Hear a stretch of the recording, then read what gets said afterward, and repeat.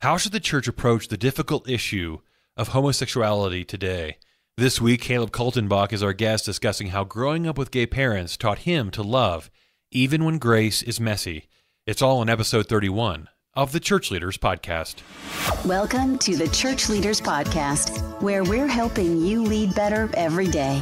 And now here's your host, podcasting from scenic Colorado Springs, Colorado, Andrew Hess. Well, thanks for tuning in to episode 31 of the Church Leaders Podcast. Our guest this week is Caleb Kaltenbach. Caleb is the lead pastor of Discovery Church in Simi Valley, California. Raised in the LGBT community, he was exposed to how some Christians treated the LGBT community and grew up to hate Christians. In high school, he joined a Bible study to disprove the Bible, but ended up following Jesus instead. Later, his parents followed Jesus too. Here's our conversation with Caleb Kaltenbach.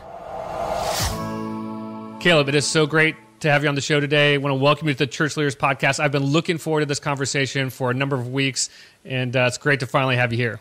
Man, it is so great to be here. Thanks for having me, and I love what you guys are doing at Church Leaders. It's awesome. Fantastic. Well, there's a lot of things we want to jump into today, specifically, dealing with your story and what we can learn about grace and truth and how leaders can kind of bridge that gap in the world and the culture today. And you have a new book out, and it's called Messy Grace. And I just want to read the subtitle because it's really fascinating to me. And I think your story, again, there's a reason why it's connecting with so many of us because it's very unique.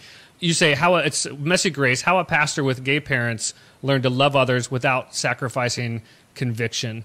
And again, we'll link to the book in our show notes and let people engage that as well too. But I'd love for you just to give a short overview of your story before we jump in. Tell us what Messy Grace is about and a little bit about your life. Yeah, it's about my life a little bit. It's about my parents' life a little bit, but really it's God's story. And that's why I wrote it. And hopefully it's helpful to individuals in their personal relationships, but also to some degree churches. My story, when I was 2 years old, my parents got a divorce, and both of them came out of the closet.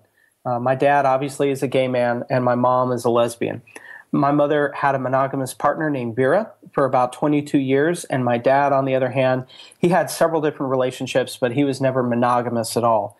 He was very much in the closet with me. I didn't find out about my dad until right around when I graduated college, maybe a little bit after. I always had my suspicions, but I just wasn't sure. My mom, on the other hand, had no qualms about letting people know what her sexual orientation was, and for her, it was almost like a religion. She was very much an activist. She took me with her to gay parties and campouts and clubs and parades. She joined the board of directors for GLAAD, the Kansas City area chapter of GLAAD, she and her partner Vera. I remember one time marching in a gay pride parade, and at the end of the parade, there were all these people holding up signs on the street corners and spraying water and urine on people who were in the parade with my mother. And I looked at my mom and I said, "Mom, why are they doing this? Why should we do something? Why are they doing this?" She said, "Well, Caleb, they're Christians, and Christians hate gay people." And I saw this over and over and over again from families that ignored their kids who were dying from AIDS, and they didn't want to touch them or talk to them because they felt like if they did that, they would, quote unquote, be supporting their choice to be in a same-sex relationship. And so I grew up in high school just really hating Christians. And by the time I got to the age of 16, my life was a little bit out of control. But I was invited by a high schooler who led a high school Bible study in his basement of his house. And so my plan was pretty simple. My hatred of Christians finally had a purpose. I was going to go, and I was going to pretend like I was a Christian, be a ninja, learn about the Bible, but then I was going to dismantle their faith. And I remember I went to this Bible study, and everybody was in 1 Corinthians, and I was in 1 Chronicles.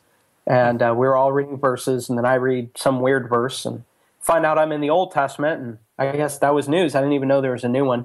And I kept on going back to learn more about Christianity, but I really ended up falling in love with Jesus and saying, this is a guy I can get on board with. And the more I studied Jesus, the more I realized that he was not like the people on the street corners.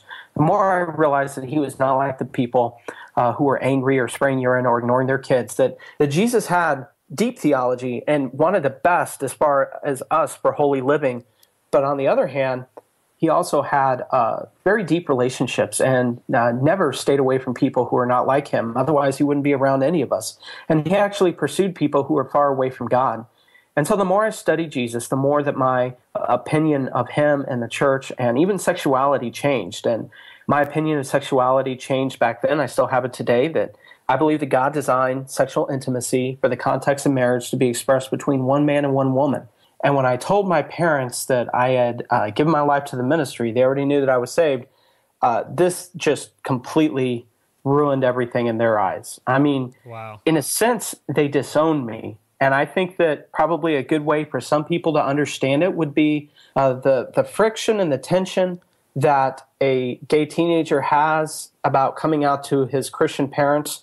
I was a teenager, 16, coming out as a Christian to my 3 gay parents. Wow. And that's the best way that I can explain it. So, but at the same time, even though I was spending the night at a lot of friends' houses for a while in a season, and finally, things worked out to where I was able to go home and slowly rebuild my relationship with my dad and my mom and Vera, I just really spent a lot of time studying the Bible. I felt like I had a lot of years to make up for, and learn more and more about Jesus, learn more and more about grace and truth. And it's funny, the new love that I had for Christ actually gave me more love for my parents, and I leaned into that love that I had for Christ, and that allowed me to love my parents more than what I ever thought I could. So I ended up going to Bible college in southern Missouri, and went on staff for 11 years in a very large church in the Los Angeles area called Shepherd Church, also known as Shepherd of the Hills, and felt like I was called to preach. So I went to Dallas, Texas to preach at a church for 3.5 years. And then the summer of 2013, I came back to Southern California, to Simi Valley, to pastor Discovery Church. So it has definitely been quite a journey. Wow, that is an amazing story, Caleb. And just to think about the emotion that's jam-packed into that as you came out to your parents as a believer, and them having to wrestle with that with their worldview, was really unique and very interesting. And what I'd like to do now is basically talk about how the church can and should wrestle with these issues. It's obviously a huge topic of discussion between tolerance and LGBT movements. But how would you say the church should approach that? What does the church get right now? What does the church get wrong? And give us a little bit of a perspective on that to help us as we navigate this tough issue. Right. Well, first of all, I think that the word that we need to embrace and adopt right now, one word is tension, and we'll definitely talk about that. But I think another word in terms of how we approach this is intentionality. I think that leaders and pastors and missionaries, so on and so forth, I think you have to be intentional. As a matter of fact, what we know is missionaries who go overseas and they learn a different culture in a different context, they have to do contextualization, they have to learn about the culture, and they have to use the culture as a vessel to communicate the message of Christ, to communicate salvation, to communicate the gospel. So I think, it doesn't water it down, but I think that they learn culture in terms to communicate it. And we are great with missionaries doing that, but I think some of the times when it comes to being here in America, we still have this mindset of, we don't need to change and we just need to get culture back to where it was. And if there's one thing we know is that culture is never consistent. Culture is consistently shifting. I had a conversation with a college student not too long ago where I was asking him where he based his moral and ethics on, and he said basically what I feel or what I learn in society. And I said, if you base your ethics and morals on society and culture, you will always be changing your morals. But if you base your ethics and morals in the written word of God, it's always going to be consistent and it's always going to be the same. And so I think we need to be intentional, not only of studying culture, but of also how do we communicate the gospel. And again, some people might say, well, we just need to be frank and firm and tell them the truth. Well, that's true, we do, but we don't have to be a jerk about it, and we don't have to be rude. And when you see the Apostle Paul and Jesus, both of them were so intentional with everything that they did. Like in Luke chapter 15, when Jesus tells the 3 parables about the lost coin and the lost son and the lost sheep, at the very beginning of that chapter, it says that he was aware of his audience, people who were sure of themselves and their righteousness and sinners and so on and so forth. And so he was so intentional about how he crafted those stories. I think when you look at the Apostle Paul in Acts chapter 17, and he's talking to the philosopher at Athens, he uses a secular song and he uses their culture, even an altar to an unknown God, as an opportunity to preach the gospel to them. And then we see what he says in 1 Corinthians chapter 9 and following, right? That there's intentionality. He says, to the weak, I become all things to all people so that I might win some. And so I think even in the first century, there was intentionality. And I think to some degree, we've lost that intentionality because we're trying to preserve some kind of a culture when really what we're doing is we are promoting God's kingdom, which doesn't need to be preserved. God preserves it. And that's what we need to do. We need to be students of our culture at all times. So I think that's what we need to do. As far as what the churches and Christians in general are doing wrong, not to harp, but to be honest, I think that unfortunately, we get too involved in a culture war. And I'm not saying that we shouldn't stand up for religious liberty. And I'm not saying that we shouldn't stand up to protect rights. I mean, I think that the gospel penetrates all areas of life, including politics. But I think we have to be careful. And I think we have to learn not to rely on that so much. There's a big difference between somebody who's in another country and is a Christian and is persecuted and their humility compared to us some of the times when we feel like our rights are getting squeezed versus the other Christian who's compassionate and humble, and yet they could be killed for going to church. And so I think we need to rely less on culture.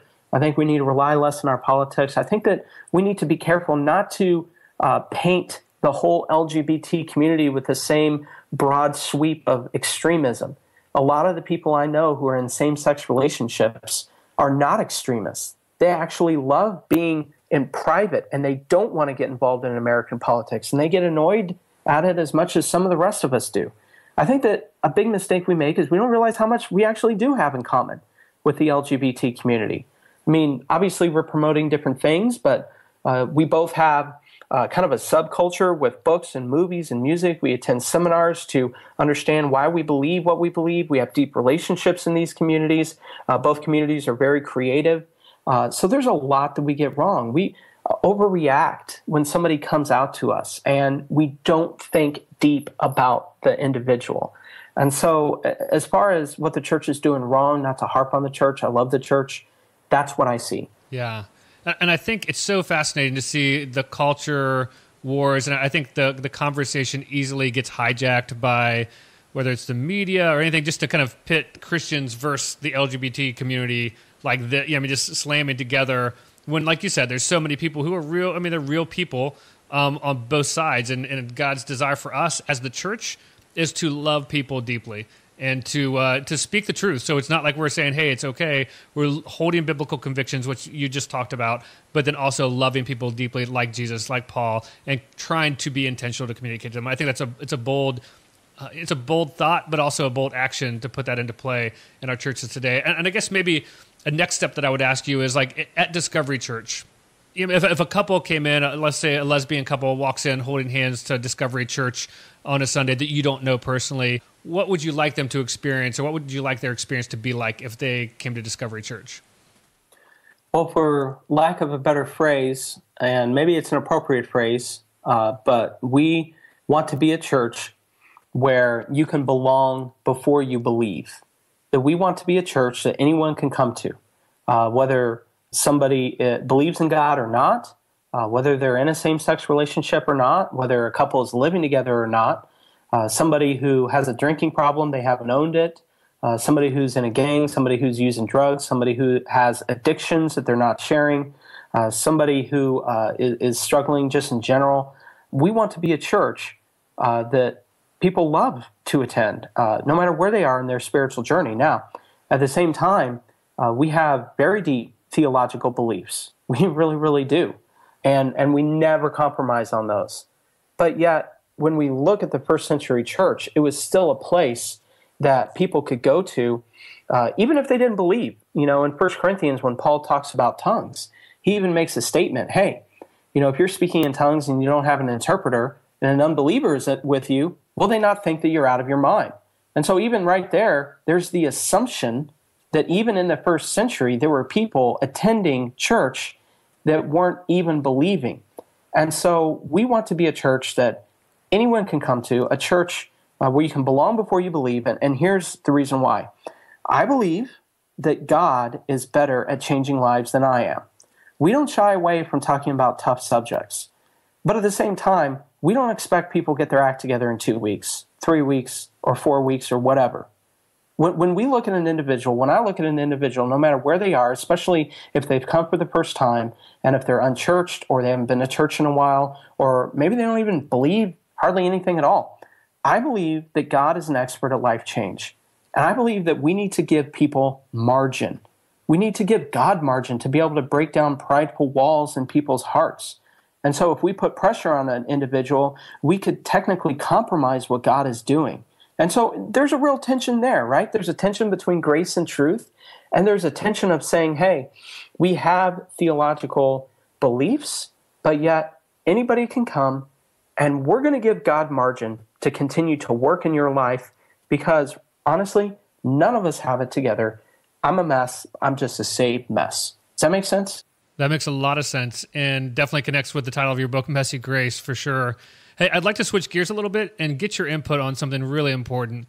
I think there's probably a number of our listeners who have either had family members or distant relatives or friends that have struggled with same-sex attraction. And would you just speak into, like, maybe even the pastor or the parent who they find out their son or daughter has come out to them? What kind of instruction would you give them on things they should do, should not do, and just how to handle that initial situation? Couple things. When somebody comes out to us, there are some things, and I talk about this in the book, that we should do and we shouldn't do. First of all, don't look disappointed.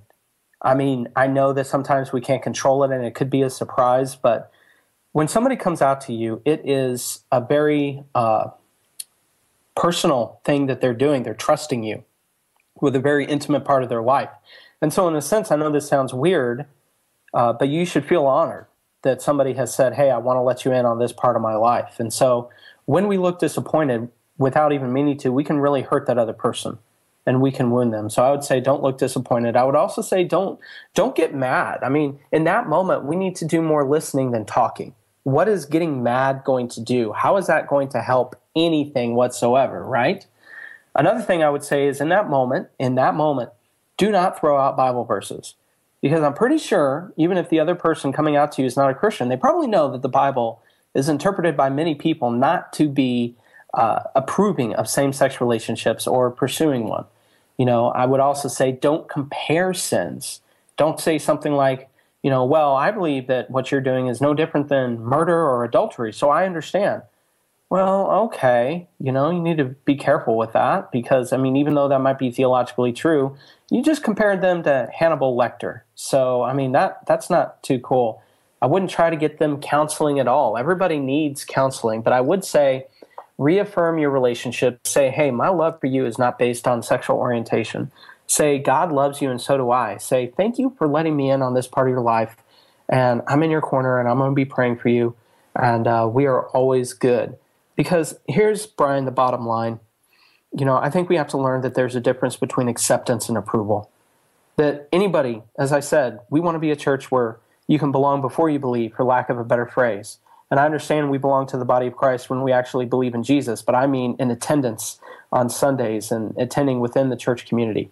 We have to understand that anybody should be able to walk through our doors on Sunday morning or Saturday night or whenever we meet. But that doesn't mean that we approve of every life choice.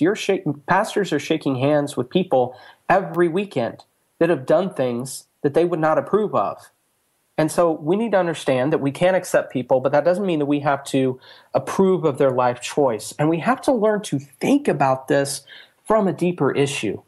Because a lot of us think that if somebody identifies as gay or lesbian, that means that the biggest issue is they want to have sex with somebody the same gender. But I learned from my mom and from other people since that same-sex intimacy is not the biggest way that somebody identifies. One time my mom told me this, and I don't remember why or how. It's awkward, so let's just, not ask why. But okay. She told me the last several years of her relationship with Vera, they weren't intimate at all.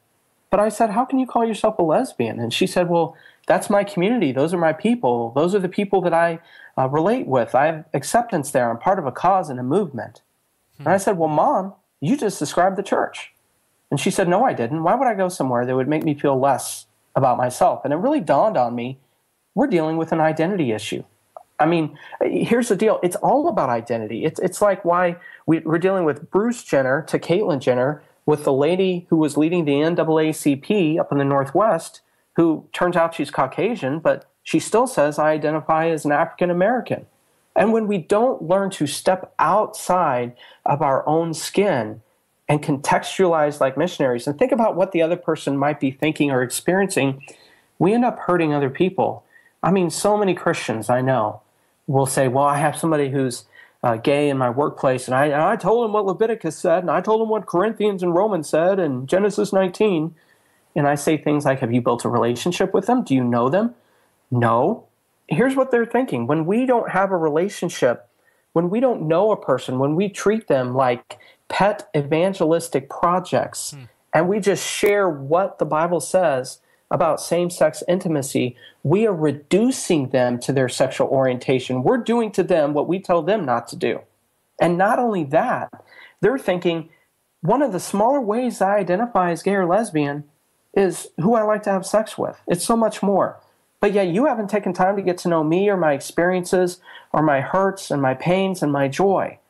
And they walk away hurt. And I just think to myself, how much more of an impact would it be if we actually treated people like people, built a relationship with them, didn't try out our new evangelistic ninja moves on them, but yet help them to learn that they were designed by God to identify with God primarily. And as they begin to fall in love with Jesus and identify with Jesus, and he begins to impact all the domains of their life, like family, vocation, relationships, then God gives margin for us to have a conversation within the midst of trust about holy living.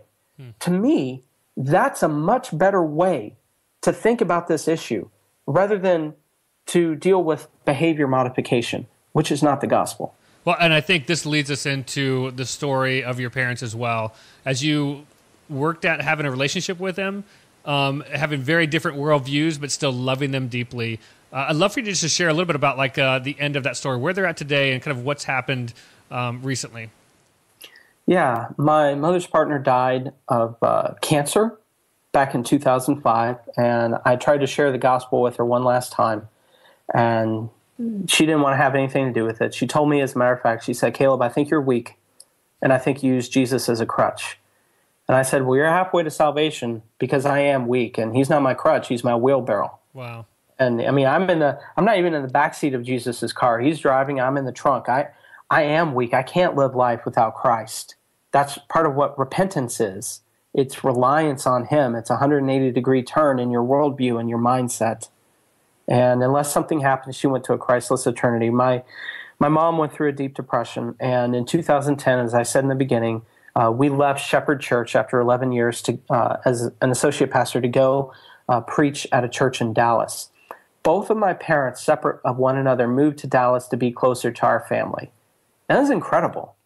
And yet they started attending my church. And I'm like, you know what I believe, all right, come on over. The water's nice and warm. And dude, people were nicer to my parents than I was. I don't even know how that happened. But yet, 2 weeks before we left to move back to Simi Valley to Southern California to lead Discovery Church, both my mom and dad gave their lives to the Lord, both of them. And they're not in same-sex relationships. And I look at them, and they believe in Jesus. And they still struggle with what they've struggled with before. They're still same-sex attracted. They're trying to live for Jesus. They have different theological perspectives than I do. And how does all that go together? I have no clue. I just know that they were changed first and foremost, not by apologetics. Apologetics was part of it. But the first entry point was people loving them and treating them like individuals, and people living in the tension of grace and truth. Because everybody who's listening to this, we either side more on the side of grace or more on the side of truth. And what's really weak is you can find churches that are either just all about the grace or all about the truth. And yet when we say, I'm going to live in the uncomfortable tension of grace and truth, if we're on the grace side, it brings us to the truth side. If we're on the truth side, it brings us closer to the grace side. And we're actually imitating Jesus. John 1:14-17 say that he came full of both grace and truth. And in the book, one of my biggest arguments is that there is a name for the tension between grace and truth. and it's love. I believe that love is the tension of grace and truth. And I believe that it's that love for God and people, both love God, love others. I think it's that love of tension between grace and truth that actually helped my mom and dad find the Lord. Thanks again to Caleb Kaltenbach for joining us this week as our special guest on the Church Leaders Podcast. If you enjoyed this episode, please take a few minutes to subscribe, rate, or review us in iTunes, and consider sending this episode to someone you know who might be blessed by its message. Make sure to download the show notes for this episode at ChurchLeaders.com/podcast. The show notes always include resources mentioned in the show and links to some of our guests' top content on ChurchLeaders.com. Thanks for listening, and we'll see you again next week.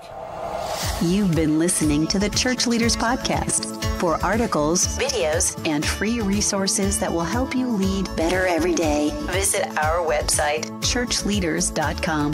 Thanks for listening.